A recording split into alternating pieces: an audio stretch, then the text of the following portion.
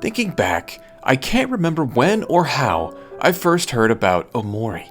Maybe it was a forum post or even another YouTube video, but once I was made aware, I was immediately interested. I quickly stopped looking at footage and information about the game, intent on experiencing it as blindly as I could. Toward the end of last year, Omori finally arrived at the top of my backlog. I'm not exactly sure what I was expecting, but over the course of 16 hours, I experienced a game that stunned me as much as any game has in years.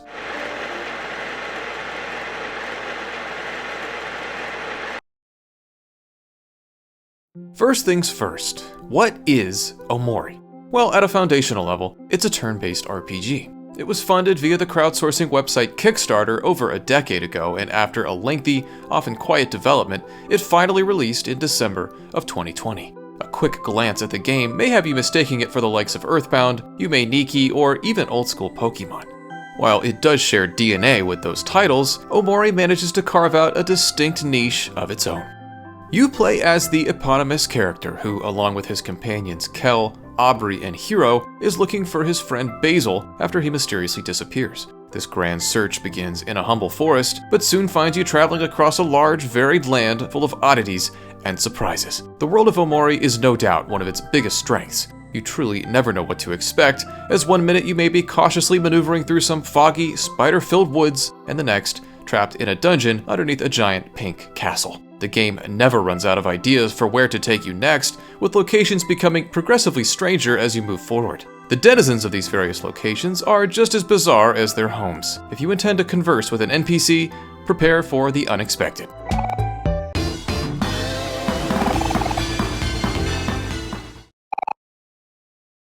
This strangeness is pervasive throughout the entirety of Omori, and really does remind me of a game like Earthbound. The writing is just off, and I mean that positively. All the dialogue is written with such a unique, consistent voice that when you stop playing the game and return to your normal life, you half expect everyone to talk like that leaf that just told you how much it hates rabbits. Through its bizarre, stylish storytelling, Omori is able to completely immerse you in its world, despite possessing such a simplistic, retro art style. In fact, its visuals further contribute to Omori's odd immersion. Maybe it's attributable to the fact that I grew up on many 16-bit experiences, but something about this type of pixelated aesthetic completely endears me to any game that chooses to adopt it. Omori's willingness to say, "place me on a train with a bunch of toast," only intensifies my adoration.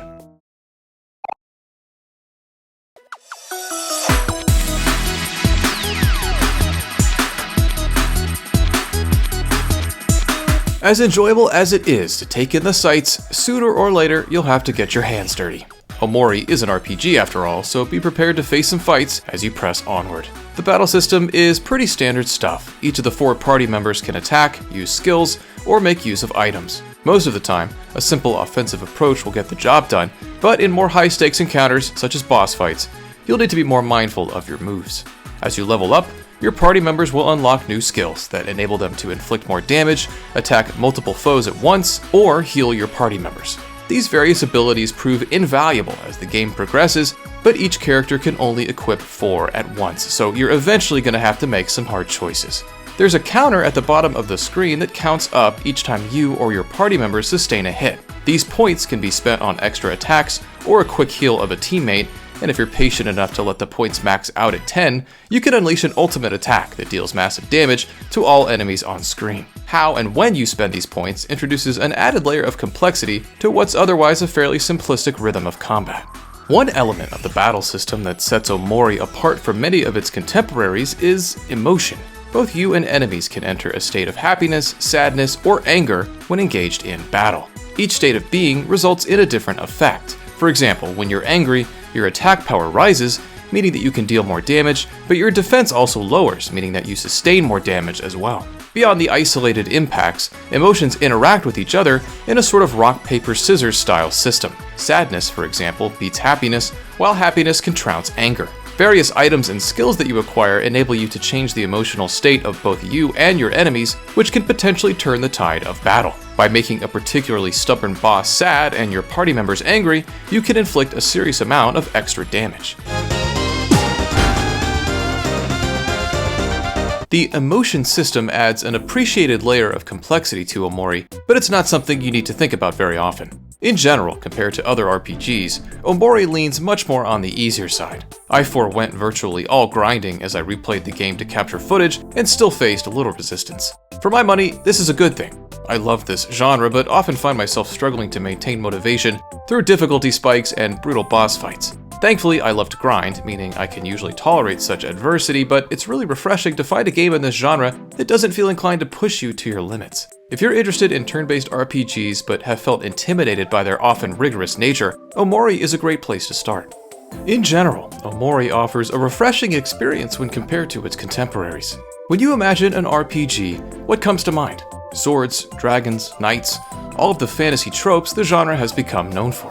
There's nothing wrong with a game that embraces those well-trodden paths, but to see an RPG that diverges into such unusual territory is much appreciated. The aforementioned writing helps Omori carve out an even more unique tone, further bolstered by just how funny it is. This game had me chuckling to myself on multiple occasions, which is a huge accomplishment for a video game.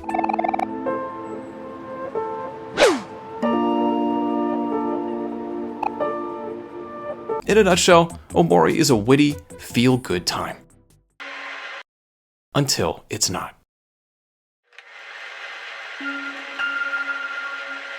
Omori begins in a barren, desolate room that prompts you to begin searching for a way to get out. It's a creepy, uninviting place, complete with unsettling drawings and a palpable sense of emptiness. Once you're able to exit through an isolated doorway, you're immediately inundated with bright colors, cheery music, and your friends playing cards. This immediate shift into something much friendlier is jarring, but you'll quickly settle in. Before you know it, the gang is enlisted for a game of hide-and-seek on the playground, ratcheting up the innocuousness even more. After everyone's been found, Omori and his friends decide to walk over to Basil's house, where they reminisce on old pictures from Basil's photo album. As they wrap up, Basil stumbles upon a stray photograph.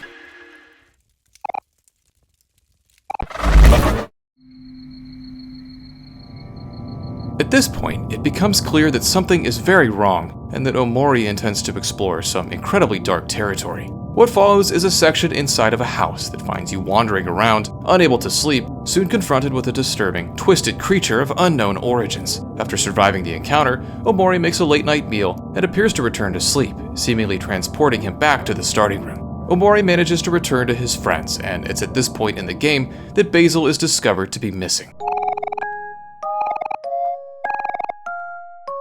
Despite this development, the game still latches onto its happy-go-lucky atmosphere, but some strange imagery begins appearing. Its meaning is initially unclear, but as you continue through the game, the curtain is slowly pulled back. I'm not going to reveal anything here, don't worry about spoilers, but trust me when I say that I was absolutely shocked by the direction that Omori ultimately takes. Going into the game, I knew that Omori included some kind of horror component, but I never expected the game's overall horror commitment. This is a legitimately frightening game, not because it throws monsters at you, but because it explores genuinely unsettling themes and events. Horror is my favorite genre of game, so I was thrilled to see this element manifest, but what's perhaps most impressive about it is how well it's balanced with the game's otherwise jovial atmosphere. In fact, this juxtaposition makes the game far more unsettling than it would be otherwise, and makes you question if anything you're seeing is actually what it seems. Just as you settle into Omori's upbeat vibe, you're reminded that something is very, very wrong.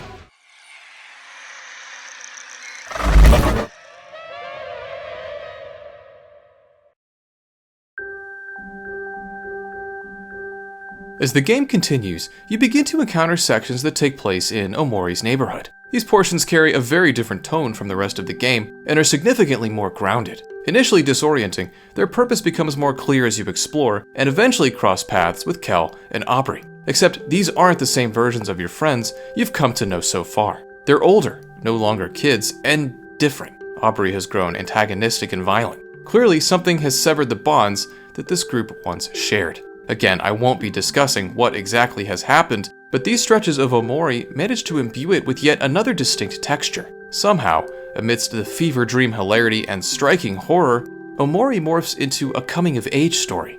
I know that all these different ingredients may sound impossible to mix together, but somehow they coalesce to create an incredibly strange and unexpected dish that tastes nothing like you've had before, but just might become your new favorite food. It's a remarkable flavor that is uniquely achievable through a video game. Titles like Omori unapologetically bolster my enthusiasm for this medium. There's just no way you could get an experience like this through a movie or television show. Sure, they could replicate the strange hybrid of genres, but the interactivity of Omori takes its impact to another level. So often, storytelling in video games is underestimated or relegated to an afterthought, but stories like this prove that the medium possesses the potential to weave yarns all its own.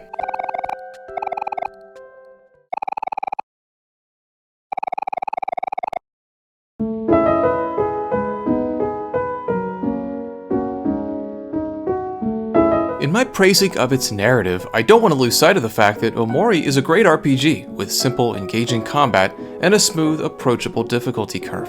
But, unlike many of its contemporaries, it's consistently unpredictable with a willingness to tackle themes of depression, grief, and guilt. These intense topics are wrapped up in a crazy, multicolor coding that lends them added depth and approachability. This game certainly won't be for everyone. Its sheer oddity will likely turn many off, and I imagine many others won't feel comfortable exploring Omori's dark depths.